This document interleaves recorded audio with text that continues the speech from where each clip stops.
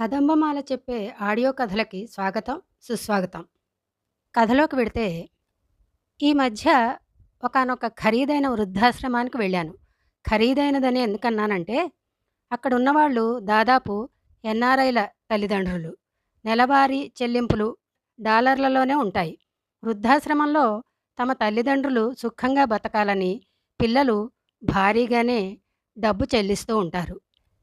ఇక్కడున్న చాలామందికి పెద్ద పెద్ద ఇళ్ళు, కొందరికి పొలాలు, ఆస్తులు ఉన్నాయి. ఎవరూ చూసేవాళ్ళు లేక, పెద్ద పెద్ద ఇళ్లల్లో బిక్కుబిక్కుమంటూ ఉండలేక వృద్ధాశ్రమాల్లో చేరుతున్నారు.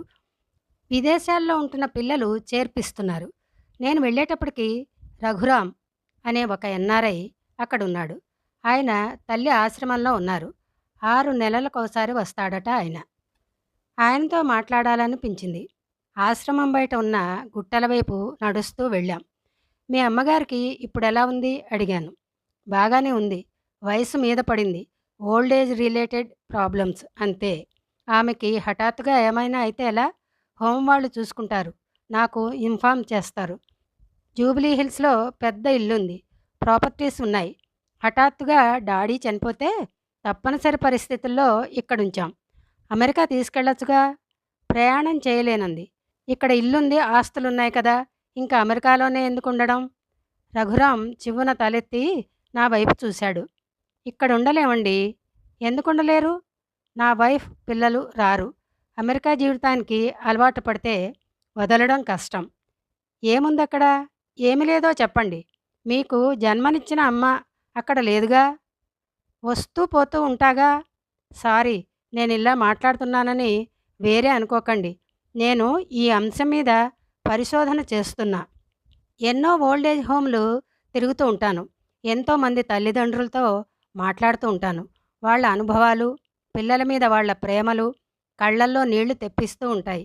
లోపల ఎంత బాధ ఉన్నా పిల్లలు విదేశాల్లో ఉండడాన్ని వాళ్ళు సమర్థిస్తున్నారు. మా అమ్మ కూడా అంతేనండి. అమ్మలందరూ అంతే రఘురాం గారు. ఇక్కడ కూర్చున్నామా? మా అమ్మ గురించి మీకు చెప్పాలనిపిస్తోంది అన్నాను. తప్పకుండా, అమ్మ కూడా నిద్రపోతోంది అన్నాడు రఘురాం. అక్కడున్న ఓ బెంచి మీద కూర్చున్నాం. మా అమ్మా నాన్నలకి నేనొక్కడినే.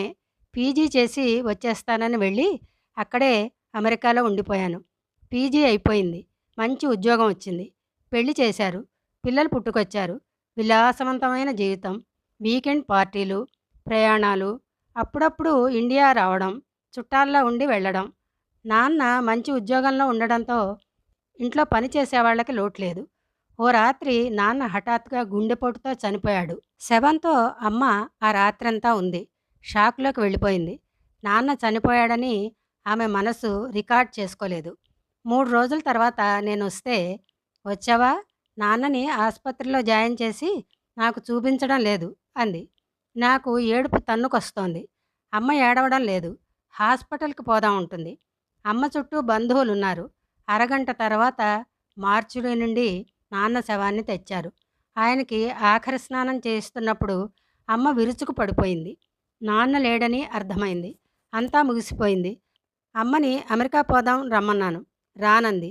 ఈ ఇంటితో, మీ నాన్నతో 50 ఏళ్ల అనుబంధం నాకు. ఇక్కడే ఉంటాను. ఎక్కడికి రానంది. నా పరిస్థితి మీరు ఊహించగలరనుకుంటాను. అమ్మకి నేనొక్కడినే. ఆమె ఆరోగ్యం అంతంత మాత్రమే. ఎన్నో రకాల మందులేసుకుంటుంది. నాన్న ఉన్నన్నాళ్ళు అమ్మని చూసుకున్నాడు. రేపటి నుండి ఎలా? ఒంటరిగా ఉన్న ఓ దగ్గర బంధువును అమ్మ దగ్గర ఉంచి నేను వెళ్ళిపోయాను. వెళ్ళాను కానీ 15 రోజుల్లోనే తిరిగొచ్చాను. మళ్ళీ వెళ్ళాను. మళ్ళీ వచ్చాను. నా తిరుగుళ్ళు ఇంట్లో గొడవలు రేపాయి. నా ప్రయాణ ఖర్చులు విపరీతంగా పెరిగిపోయాయి.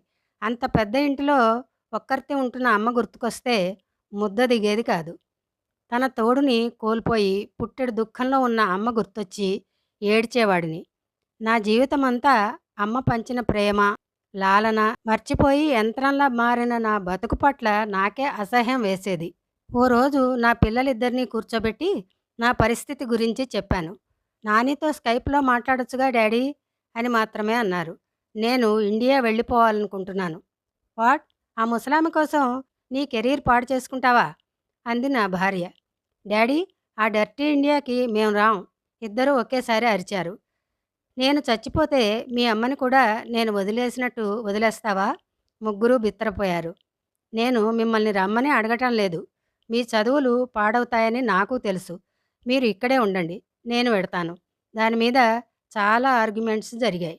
ఇంత మంచి జీవితాన్నిచ్చిన అమెరికాని వదిలేసి ఇండియా పోతానంటున్నావు. ఏముంది డాడీ అక్కడ? అంది నా కూతురు. అక్కడ మా అమ్ముంది. నా మీద ప్రాణాలన్నీ పెట్టుకుని పెంచిన మా అమ్ముందమ్మా అక్కడ. నన్ను కనిపెంచిన నా కన్నతల్లిని ఒంటరిగా వదిలేయలేనమ్మా అంటూ ఏడ్చాను. గుండెలవిసేలా ఏడ్చాను. ఆ తర్వాత నెల రోజుల్లో అన్నీ సర్దేసుకుని ఉద్యోగానికి రిజైన్ చేసి ఇండియా వచ్చేశాను. నేనొచ్చి 5 ఏళ్లయింది. మా నాన్న మీద బెంగతో, అనారోగ్యంతో అమ్మ వెళ్ళిపోయింది. అమ్మతో గడిపిన ఈ 5 ఏళ్ళు నాకు ఎంతో తృప్తిని, సంతోషాన్ని ఇచ్చాయి. ఆ తర్వాత నా భార్య, పిల్లలు కూడా వచ్చేశారు. చాలా కాలంగా ఇలా ఓల్డేజ్ హోమ్ తిరుగుతూ నా కథ చెప్తూ ఉంటాను. అమెరికా కంటే అమ్మెంత గొప్పదో చెబుతూ ఉంటాను. రఘురాం కళ్ళల్లో నీళ్లు. నన్ను వదిలేసి వడివడిగా వాళ్ళమ్మ గదివైపు వెళ్ళిపోయాడు. అదండి కథ. అంటే రఘురాంలో కూడా మార్పొచ్చిందనమాట. ఇది కథ కాబట్టి కానీ మారేవాళ్ళెందరూ? అన్నట్టు ఈ మధ్య ట్రంప్ గారి నిర్ణయాలు కొన్ని ఓ కుదుపు కుదిపినట్టున్నాయి విదేశీ వ్యామోహం ఉన్నవాళ్ళకి. వెళ్ళడం తప్పు కాదేమో గానీ, ఇక్కడ వాళ్ళ సంగతి కూడా ఆలోచించాలిగా. సరే, మళ్ళీ ఇంకో వీడియోతో త్వరలో కలుద్దాం.